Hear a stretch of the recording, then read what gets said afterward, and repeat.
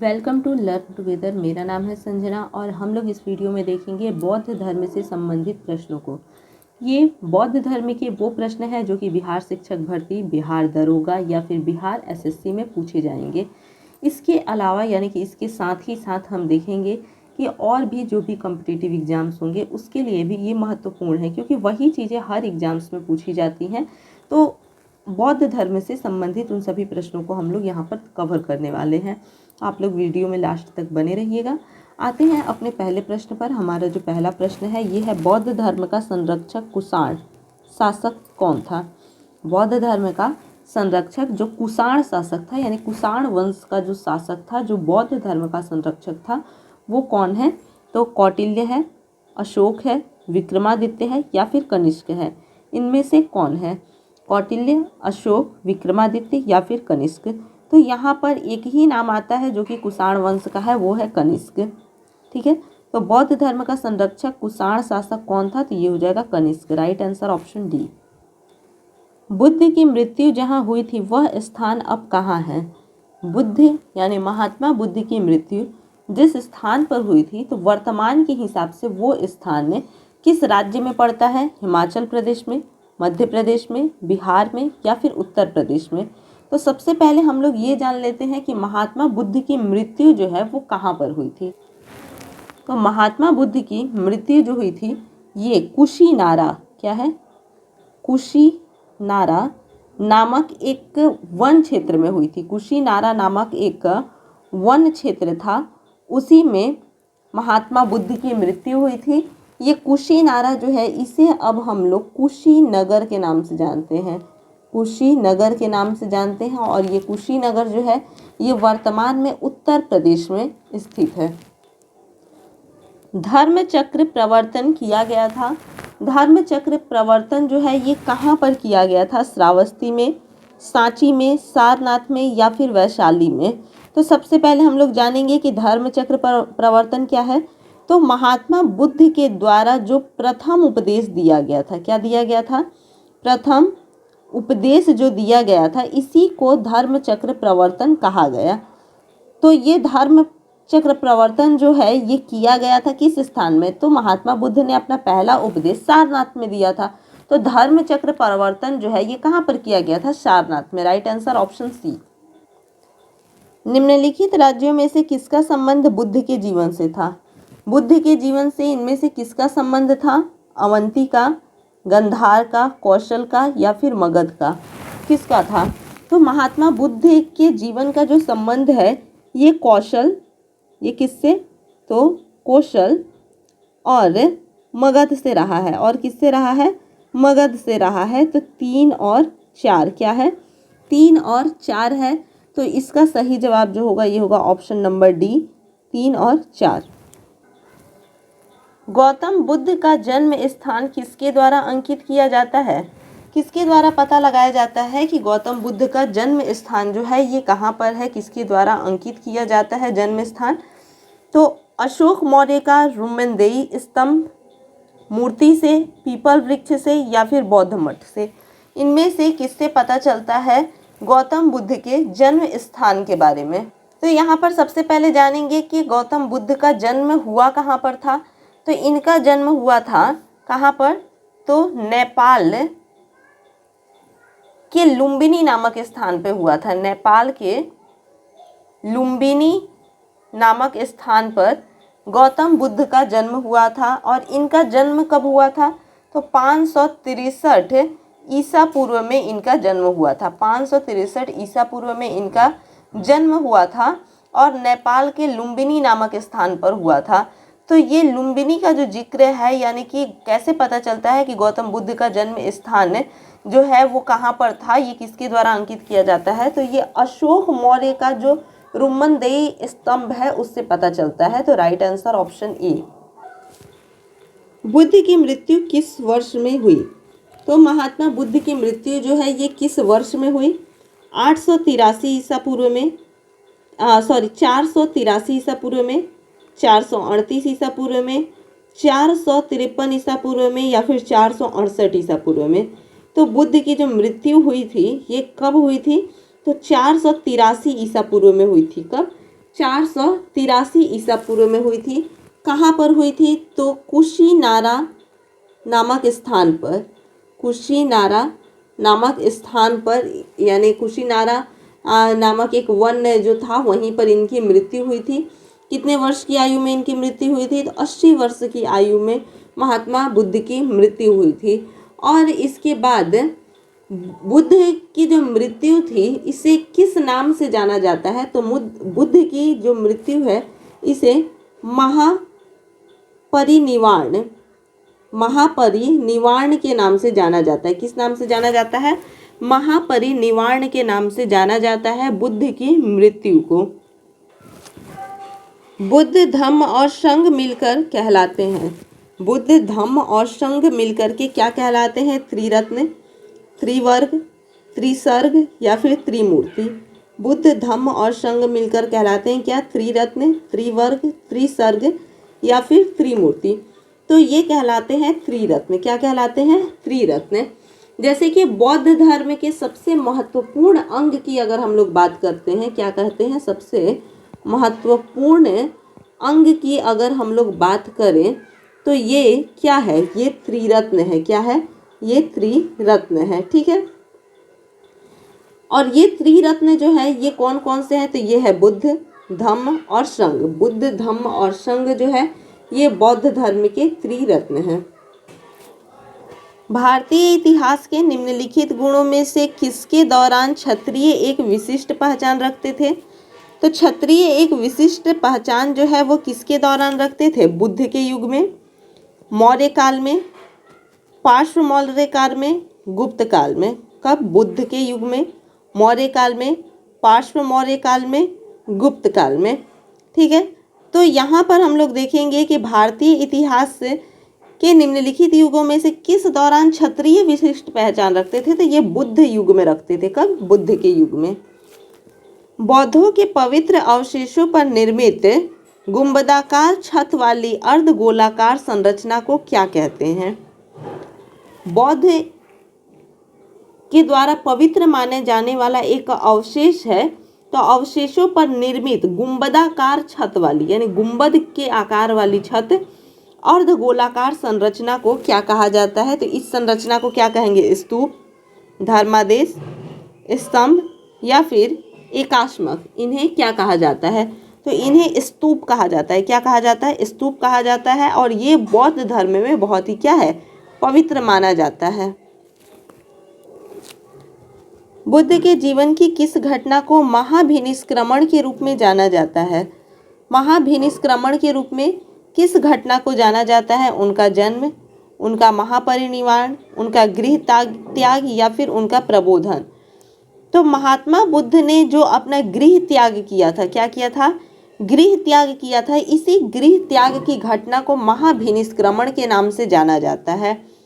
इन्होंने 29 वर्ष की अवस्था में आषाढ़ पूर्णिमा की रात्रि को, आषाढ़ पूर्णिमा की मध्य रात्रि को गृह त्याग किया था। 29 वर्ष की अवस्था में आषाढ़ पूर्णिमा की मध्य रात्रि को महात्मा बुद्ध ने अपना गृह त्याग किया था। और इसी गृह त्याग की घटना को क्या कहा जाता है? इसी घटना को महाभिनिष्क्रमण के नाम से जाना जाता है।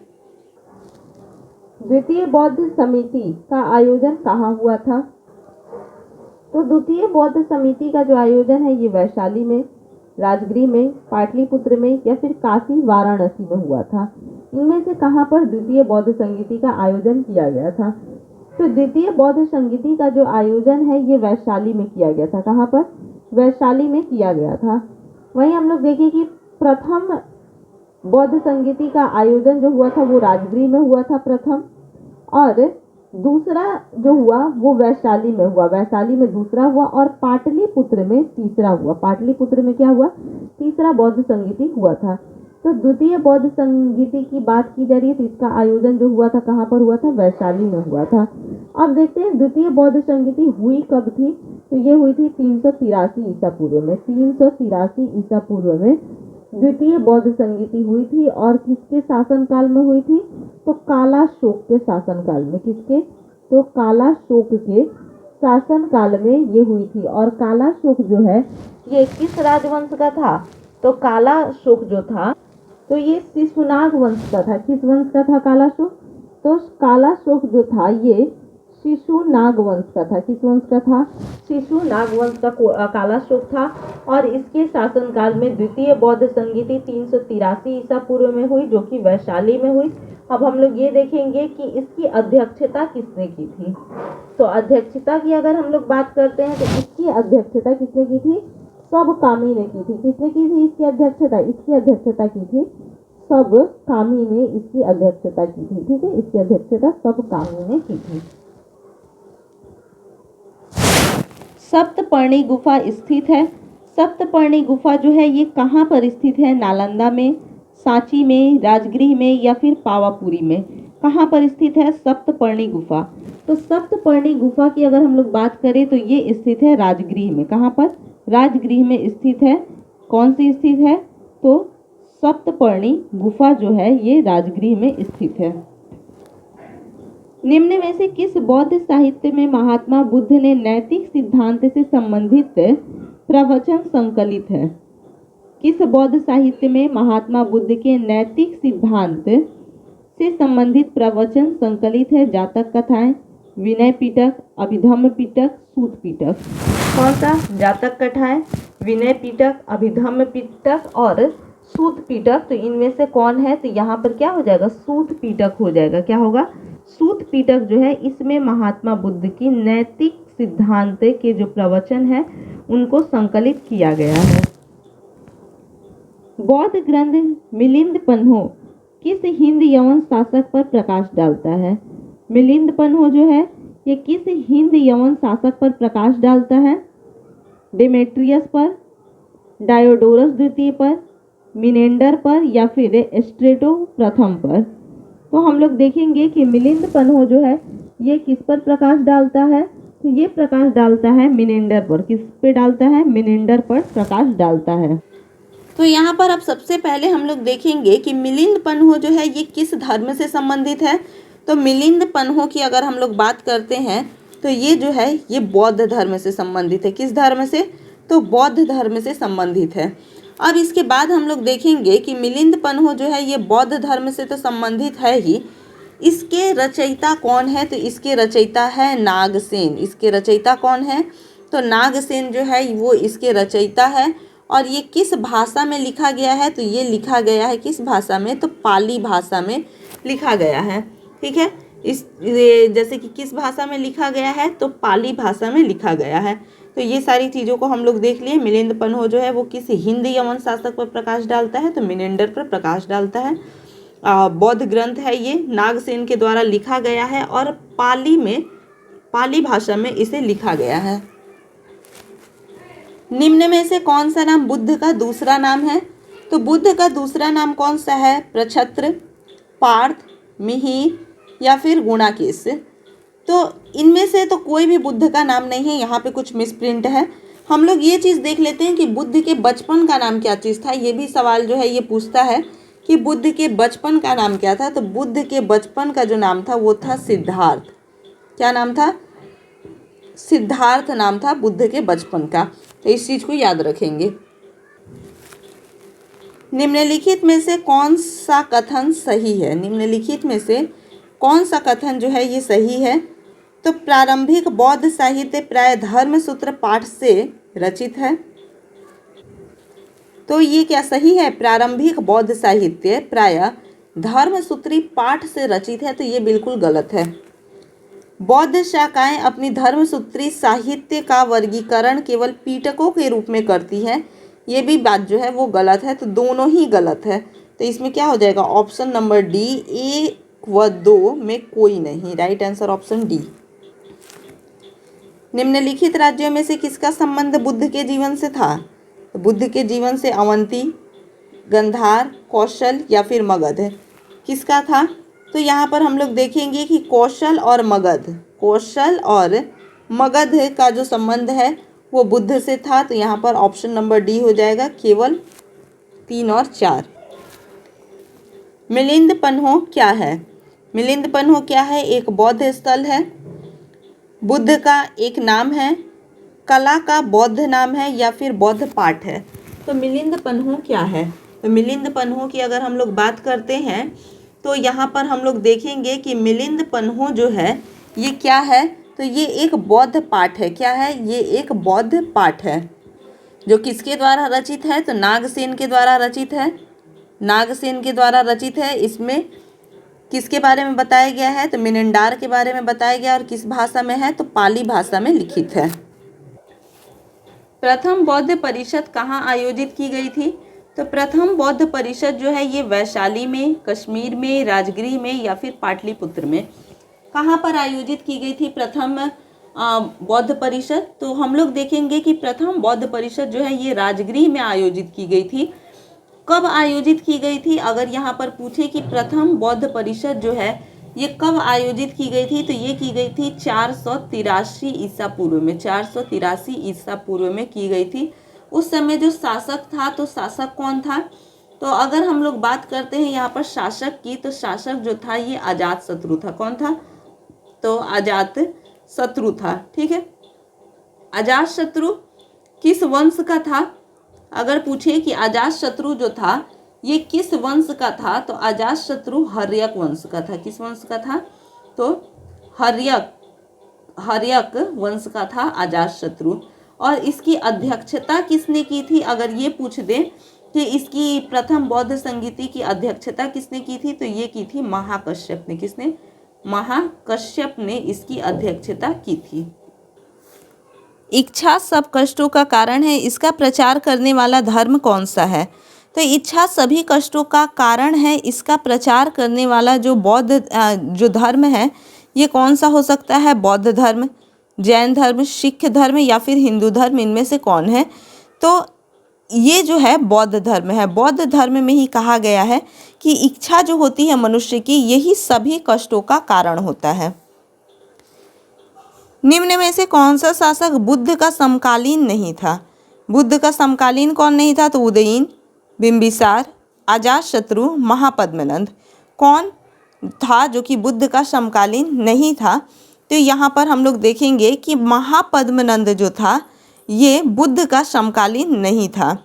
यहाँ पर ये तीनों शासकों को हम लोग देखेंगे तो ये हर्यक वंश के शासक हैं। ठीक है, हर्यक वंश के। और महापद्मनंद जो है ये नंद वंश का संस्थापक है, ये नंद वंश का शासक है। तो हर्यक वंश के ये तीन शासक जो हैं ये बुद्ध के समकालीन थे। गौतम बुद्ध द्वारा अपने धर्म में दीक्षित किया जाने वाला अंतिम व्यक्ति निम्नलिखित में से कौन सा था? तो वो अंतिम व्यक्ति कौन सा था निम्नलिखित में से? क्या सारीपुत्र, आनंद, मोगलन, सुभद्र? कौन था गौतम बुद्ध के द्वारा अपने धर्म में दीक्षित किया जाने वाला अंतिम व्यक्ति? यानी गौतम बुद्ध के द्वारा जो शिक्षित किया गया था वो अंतिम व्यक्ति कौन था? तो वो था सुभद्र। कौन था? सुभद्र था। बुद्ध के महापरिनिर्वाण की तिथि लगभग थी। महात्मा बुद्ध की महापरिनिर्वाण यानी कि उनकी मृत्यु की तिथि जो थी वो लगभग में क्या थी? 400 ईसा पूर्व, 370 ईसा पूर्व, 483 ईसा पूर्व या फिर 563 ईसा पूर्व। तो लगभग में यहाँ पर पूछ रहा है, तो उनकी मृत्यु के तुरंत बाद ही प्रथम बौद्ध संगीति हुई थी। और प्रथम बौद्ध संगीति जो हुई थी वो 483 ईसा पूर्व में हुई थी। तो इस तरह से हम लोग मान लेंगे कि उनकी मृत्यु का जो लगभग समय था वो 483 ईसा पूर्व ही था। चतुर्थ बौद्ध परिषद निम्नलिखित के संरक्षण में संपन्न हुई थी। तो चतुर्थ बौद्ध परिषद जो है वो किसके संरक्षण में संपन्न हुई थी? वसुमित्र के, कनिष्क के, नागार्जुन के या फिर अश्वघोष के? तो चतुर्थ बौद्ध परिषद जो है ये कनिष्क के संरक्षण में संपन्न हुई थी। किसके? तो कनिष्क के संरक्षण में संपन्न हुई थी। अगर हम लोग बात करें कि चतुर्थ बौद्ध परिषद जो है ये कब बुलाया गया था, चतुर्थ बौद्ध संगीति कब हुई थी, तो ये हुई थी कब? 72 ईस्वी में हुई थी। कब हुई थी? 72 ईस्वी में हुई थी। इसके स्थान की अगर हम लोग बात करते हैं कि ये कहाँ पर हुआ था, तो ये हुआ था कुंडल वन में। कहाँ पर हुआ था? कुंडल वन में हुआ था। कुंडल वन जो कि कश्मीर के श्रीनगर के आसपास में माना जाता है। कश्मीर के श्रीनगर के आसपास में कुंडल वन माना जाता है। और वहीं पर 72 ईस्वी में चतुर्थ बौद्ध संगीति हुई थी कनिष्क के शासनकाल में। और इसकी अध्यक्षता वसुमित्र और अश्वघोष के द्वारा की गई थी। तो ये चीज़ हम लोग देख लिए। अध्यक्षता जो है वो किसके द्वारा की गई थी, तो वसुमित्र और अश्वघोष के द्वारा जो है ये अध्यक्षता की गई थी। सुल्तानी युग में बौद्धों की कौन सी शाखा सबसे प्रभावशाली थी, तो सुल्तानी युग में अगर देखेंगे तो हीनयान, थेरवाद, व्रजयान या फिर तंत्रयान, इनमें से कौन सी शाखा जो थी वो सबसे ज़्यादा प्रभावी थी, तो इसका सही जवाब होगा ऑप्शन बी, थेरवाद। बौद्ध संघ मठवासियों का एक संगठन था। बौद्ध संघ जो था ये मठवासियों का एक संगठन था जिसने शिक्षा के प्रचार में मदद की, जो धर्म के शिक्षक बने, राज्य की एकात्मकता में मदद करने हेतु, विपत्ति के समय गरीबों को राहत प्रदान करने हेतु। तो बौद्ध संघ मठवासियों का एक संगठन था जो धम्म के शिक्षक बने, जो क्या, धम्म के शिक्षक बने। Right answer option B. बौद्ध मत के महायान और हीनयान प्रकारों के बीच महत्वपूर्ण अंतर निम्नलिखित में से किसमें स्थित है। हीनयान और महायान जो प्रकार है उसके बीच महत्वपूर्ण अंतर जो है वो किसमें स्थित है, तो महायान बोधिसत्वों में विश्वास करता था जबकि हीनयान नहीं करता था। महायान पुण्य का अन्यारोहण हो सकता था जबकि हीनयान में कोई व्यक्ति दूसरे व्यक्ति को मात्र उदाहरण और सलाह ही मदद करता। हीनयान ने वेदना परितात्रा के प्रत्यय को संवर्धित किया। महायान ने अहर्त पूज्य के प्रत्यय को प्रतिस्पर्धित किया। तो इसका सही जवाब होगा ऑप्शन नंबर बी। निम्नलिखित में से कौन सा एक बौद्ध मत में निर्वाण की अवधारणा की सर्वश्रेष्ठ व्याख्या करता है। निर्वाण की अवधारणा की सर्वश्रेष्ठ व्याख्या इनमें से कौन करता है, तो स्वयं की पूर्णता, अस्तित्वहीनता, तृष्णा रूपी अग्नि का शमन, परमानंद एवं विश्राम की स्थिति, धारणातीत मानसिक अवस्था। तो इसका सही जवाब हो जाएगा तृष्णा रूपी अग्नि का शमन, ऑप्शन बी। कुछ शैलकृत बौद्ध गुफाओं को चैत्य कहते हैं जबकि अन्य को विहार, दोनों में क्या अंतर है। यानी शैलकृत जो बौद्ध की कुछ गुफाएं हैं तो किसी को चैत्य कहते हैं, ठीक है, कुछ को विहार कहते हैं, तो इन दोनों में क्या अंतर है इसे ही बताना है। तो चैत्य पूजा स्थल होता है जबकि विहार बौद्ध भिक्षुओं का निवास स्थान होता है, ठीक है। इसके आगे यहाँ पर बोल रहा है कि विहार जो होता है ये पूजा स्थल होता है जबकि चैत्य बौद्ध भिक्षुओं का निवास स्थान होता है। चैत्य गुफा के दूर से सिर पर स्तूप होता है जबकि विहार गुफा पर अक्षीय कक्ष होता है। दोनों में कोई वस्तुपरक अंतर नहीं होता है। तो इसका सही जवाब क्या होगा, ऑप्शन नंबर ए होगा। चैत्य पूजा स्थल होता है जबकि विहार बौद्ध भिक्षुओं का निवास स्थान होता है। निम्नलिखित में से कौन सा बुद्ध के जीवन से संबंधित नहीं था। बुद्ध के जीवन से इनमें से कौन सा संबंधित नहीं था। कंथक, अलार कलाम, चन्ना या फिर गोशाल, कौन था जो कि बुद्ध के जीवन से संबंधित नहीं था। तो इनमें मात्र एक है गोशाल जो कि बुद्ध के जीवन से संबंधित नहीं था, केवल 4। तो इसमें से कौन सा होगा केवल 4, तो ऑप्शन नंबर ए केवल 4। Right answer option A. Gautam Buddha का गुरु कौन था, यानी गौतम बुद्ध के गुरु कौन थे, हम लोग इस चीज़ को देखेंगे। पतंजलि थे, पाणिनि थे, अलार कलाम थे या फिर कपिल थे। गौतम बुद्ध के जो गुरु थे वो कौन थे, तो गौतम बुद्ध के गुरु जो थे ये थे अलार कलाम। कौन थे, अलार कलाम थे। बुद्ध ने अपना पहला प्रवचन कहाँ पर दिया था, तो पहला प्रवचन सारनाथ में, राजगृह में, कपिलवस्तु में या फिर बोधगया में। तो बुद्ध ने अपना पहला जो प्रवचन है वो दिया था सारनाथ में। कहाँ पर, सारनाथ में दिया था। और इस पहले प्रवचन को हम लोग और किस नाम से जानते हैं, ये जो पहला प्रवचन है इसको हम लोग और किस नाम से जानते हैं, तो इसे हम लोग जानते हैं धर्म चक्र प्रवर्तन के नाम से। किस नाम से, धर्म चक्र प्रवर्तन के नाम से जानते हैं। निम्न में से बौद्ध साहित्य की पहचान कीजिए। तो बौद्ध साहित्य की पहचान त्रिपिटक, उपनिषद, अंग या फिर आरण्यक। तो बौद्ध साहित्य की पहचान यहाँ पर करेंगे तो इनमें से बौद्ध साहित्य जो है यह है त्रिपिटक। तो राइट आंसर ऑप्शन ए। प्रारंभिक बौद्ध धर्म ग्रंथों की रचना किसमें की गई थी? तो प्रारंभिक बौद्ध धर्म ग्रंथों की रचना प्राकृत भाषा में, पाली पाठ में, संस्कृत पाठ में या फिर चित्र लेखीय पाठ में की गई थी। तो रचना किस में की गई थी? तो ये की गई थी पाली पाठ में। किसमें? पाली पाठ में की गई थी। प्रारंभिक बौद्ध धर्म ग्रंथों की रचना पाली पाठ में की गई थी। निम्नलिखित में से कौन सा बौद्ध पवित्र स्थल निरंजना नदी के तट पर स्थित है? तो निरंजना नदी के तट पर कौन सा पवित्र बौद्ध स्थल स्थित है? तो ये देखेंगे कुशीनगर है, बोध गया, लुम्बिनी, ऋषिपत्तन। इनमें से कौन होगा? तो यहाँ पर हम लोग देखेंगे कि ये जो होगा हो जाएगा हमारा ऑप्शन नंबर बी, बोध गया। क्या होगा? ऑप्शन नंबर बी, बोध गया होगा। अब चूंकि एक चीज़ हम लोग देखेंगे कि कोऑर्डिनेट करके इसको मिला करके अगर हम लोग देखें तो ये चीज़ सामने आएगा कि बुद्ध को ज्ञान प्राप्ति हुई थी निरंजना नदी के तट पर। कहाँ पर? निरंजना नदी के तट पर। और बोध गया में। कहाँ पर? बोध गया में। तो निरंजना नदी के तट पर स्थित कौन होगा? बोध गया ही होगा। तो राइट आंसर हमारा ऑप्शन बी होगा। त्रिपिटक निम्नलिखित में से किससे संबंधित है? तो त्रिपिटक जो है ये बौद्धों से संबंधित है, जैनियों से, सिखों से या फिर हिंदुओं से। किससे संबंधित है त्रिपिटक? तो त्रिपिटक जो है ये बौद्धों से संबंधित है। किससे? बौद्धों से संबंधित है। कुटागरशाला, कुटागरशाला जिसका शाब्दिक अर्थ नुकीली छत वाली झोपड़ी होता है, तो ये क्या होती थी? कुटागरशाला एक नाम है जिसका शाब्दिक अर्थ होता है नुकीली छत वाली झोपड़ी। तो ये क्या होता था इसे बताना है।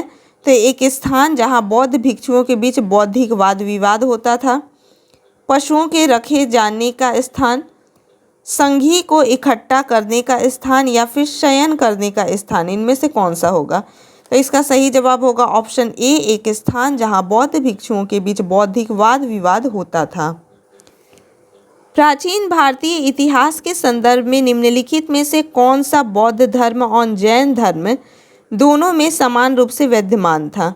बौद्ध धर्म में भी था और जैन धर्म में भी था। तो ये कौन सा था जो कि सामान्य रूप से विद्यमान था? तो यहाँ देखेंगे तप और भोग की अति परिहार। तप और भोग की अति परिहार, तो ये दोनों में नहीं था। वेद प्रमाणे के प्रति अनास्था, वेद प्रमाणे के प्रति अनास्था, तो बौद्ध धर्म और जैन धर्म दोनों ही वेदों को नहीं मानते थे। वेद प्रमाण के प्रति अनास्था थी इनकी। कर्म कांडों की फलवत्ता का निषेध, यानी कि जैन धर्म और बौद्ध धर्म ये दोनों ही कर्मकांड को भी नहीं मानते थे। तो ये भी सही। तो 2 और 3 सही है। तो यहाँ पर ऑप्शन ए केवल 2 और 3। भगवान बुद्ध की प्रतिमा कभी कभी एक हास्य मुद्रा युक्त दिखाई गई है जिसे भूमि स्पर्श मुद्रा कहा जाता है। यह किसका प्रतीक है? यह जो है किसका प्रतीक है?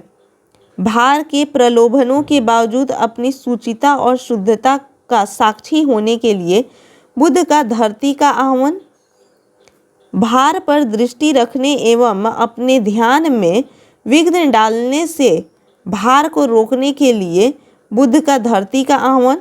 ठीक है।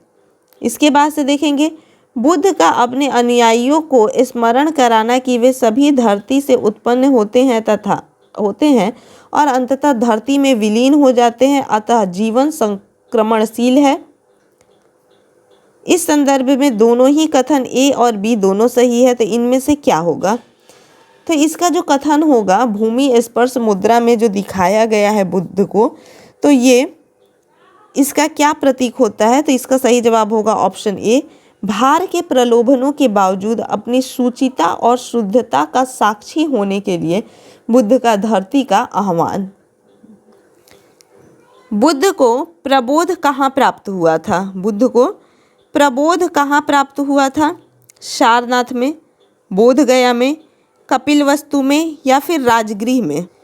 तो सबसे पहले हम लोग जानेंगे कि प्रबोध का अर्थ क्या होता है, किसका प्रबोध का अर्थ क्या होता है। तो यहाँ पर हम लोग देखें कि प्रबोध का अर्थ क्या होता है। तो प्रबोध का अर्थ यहाँ पर होगा ज्ञान। प्रबोध का अर्थ क्या होगा, ज्ञान होगा। यानी कि बुद्ध को ज्ञान कहाँ पर प्राप्त हुआ, तो बुद्ध को ज्ञान जो है ये बोध गया में प्राप्त हुआ। Right answer option B. निम्न में से कौन सा एक भारत में उत्पन्न सबसे बाद वाला बौद्ध धर्म ग्रंथ है। सबसे बाद वाला बौद्ध धर्म ग्रंथ कौन सा है जो भारत में उत्पन्न हुआ। दिव्य वंदना, दोहा कोसा, वज्रछेदिका, वामसाथ पाकसिनी। तो इसमें सही जवाब जो होगा ऑप्शन नंबर डी, वामसाथ पाकसिनी। बौद्ध भिक्षुओं और उनके शिष्यों के प्रार्थना अथवा सभागृह कहलाते थे। तो ये क्या कहलाते थे, विहार, चैत्य, निर्वाण या फिर स्तूप। तो ये कहलाते थे विहार। क्या कहलाते थे, विहार कहलाते थे। चौथी बौद्ध परिषद का आयोजन कहाँ हुई थी। चौथी बौद्ध परिषद जो है ये कहाँ पर हुई थी, तो इसको हम लोग देखेंगे कि ये कहाँ हुई थी, पाटलिपुत्र में, कुंडलवन में, कन्नौज में या फिर सारनाथ में। चौथी बौद्ध परिषद जो है ये कहाँ पर हुई थी, तो चौथी बौद्ध परिषद जो है ये कुंडलवन में हुई थी। कहाँ, कुंडलवन में, जो कि कहाँ पर है, कश्मीर के नज़दीक है। कहाँ पर है, ये कश्मीर के नज़दीक है। चौथी बौद्ध परिषद जो है ये कश्मीर के नज़दीक है और ये कुषाण शासक कनिष्क के द्वारा करवाया गया था। बौद्ध धर्म निम्न में से किन मतों पर विश्वास करता है। किन मतों पर यह विश्वास करता है निम्न में से, तो दुनिया दुखों से भरी है। ये बात सही है। बौद्ध मत कहता है कि दुनिया जो है ये दुखों से भरी है। लोगों को दुख उनकी इच्छाओं के कारण होता है। ये भी बिल्कुल सही है कि बौद्ध धर्म का मानना है कि लोगों को जो दुख होता है वो उनकी इच्छाओं के कारण होता है। यदि इच्छाओं पर काबू पा लिया जाए तो निर्वाण मिल जाए। ये भी कथन बिल्कुल सही है कि अगर इच्छाओं पर काबू पा लिया जाए तो दुखों की समाप्ति हो जाएगी और निर्वाण मिल जाएगा। इसके आगे है कि ईश्वर और आत्मा के अस्तित्व को स्वीकार करना। तो जी नहीं, ईश्वर और आत्मा के अस्तित्व को बौद्ध धर्म ने स्वीकार नहीं किया है। तो इस प्रकार से इसका जो सही जवाब होगा वो होगा 1, 2 और 3। तो यहाँ पर 1, 2 और 3 कौन सा है, ऑप्शन नंबर सी। आरंभिक बौद्ध साहित्य किस भाषा में रचे गए। तो आरंभिक बौद्ध साहित्य जो था ये पाली में, संस्कृत में, अरमेइक में या फिर प्राकृत में, किस भाषा में प्रारंभिक बौद्ध साहित्य रचे गए थे। तो प्रारंभिक बौद्ध साहित्य जो है ये पाली भाषा में रचे गए थे। बुद्ध ने सर्वाधिक उपदेश कहाँ दिए थे। तो सर्वाधिक उपदेश की अगर बात की जाए तो ये श्रावस्ती में, वैशाली में, कौशाम्बी में या फिर राजगृह में। कहाँ पर बुद्ध ने अपने सर्वाधिक उपदेश दिए थे। तो बुद्ध ने अपने सर्वाधिक उपदेश जो है वो श्रावस्ती में दिए थे।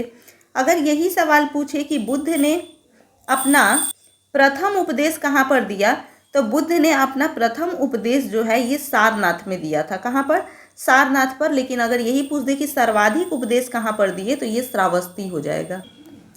वह स्तूप स्थल जिसका संबंध भगवान बुद्ध के जीवन की किसी घटना से नहीं रहा है, तो वो कौन सा है।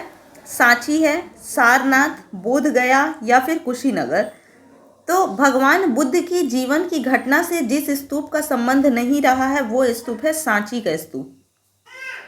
सारनाथ की अगर हम लोग बात करते हैं सारनाथ की, तो सारनाथ में प्रथम उपदेश उन्होंने दिया था। बोध गया में महात्मा बुद्ध को ज्ञान की प्राप्ति हुई थी और कुशीनगर में इन्हें महापरिनिर्वाण की प्राप्ति हुई थी। तो इस प्रकार से सांची जो होगा ये क्या होगा कि बुद्ध के जीवन के किसी भी घटना से संबंधित नहीं है।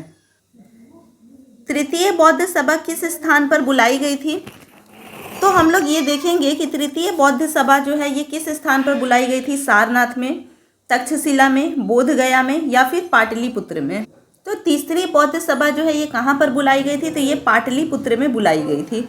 अब अगर कोई ये पूछ दे कि तीसरी बौद्ध सभा या की संगति जो है ये कब बुलाई गई थी, तो ये 251 ईसा पूर्व में बुलाई गई थी। कब, 251 ईसा पूर्व में तृतीय बौद्ध संगीति बुलाई गई थी। और किसके शासनकाल में ये हुआ था, किसने बुलाया था, तो ये किसने बुलाया था, तो ये बुलाया था अशोक महान ने। किसने, अशोक ने, यानी मौर्य शासक अशोक ने बुलाया था। और ये पाटलिपुत्र के अशोक राम नामक स्थान पर हुआ था। पाटलिपुत्र के किस जगह पर हुआ था, तो अशोक राम नामक जो स्थान था वहाँ पर इसका आयोजन किया गया था। अगर यहाँ पर बात करें कि इसकी अध्यक्षता किसने की थी, तो अध्यक्षता की अगर हम लोग बात करते तो ये मोगली पुत्र तिस्य ने इसकी अध्यक्षता की थी। किसने? मोगली पुत्र तिस्य ने इसकी अध्यक्षता की थी। तो इस प्रकार से हम लोग देखेंगे कि तृतीय बौद्ध संगीति जो है ये अशोक के द्वारा बुलाई गई थी 251 ईसा पूर्व में। पाटलिपुत्र के अशोक राम नामक स्थान पर हुआ था और इसकी अध्यक्षता मोगली पुत्र तिस्य के द्वारा की गई थी। तो हम लोगों ने बौद्ध धर्म से संबंधित कुछ महत्वपूर्ण प्रश्नों को देखे। अगर वीडियो अच्छा लगे तो इसे लाइक और शेयर जरूर कीजिएगा। कमेंट करके बताइए कि कैसा लगा आप लोगों को, और अगर अभी तक चैनल को सब्सक्राइब नहीं किए हैं तो इसे सब्सक्राइब कर दीजिए। धन्यवाद।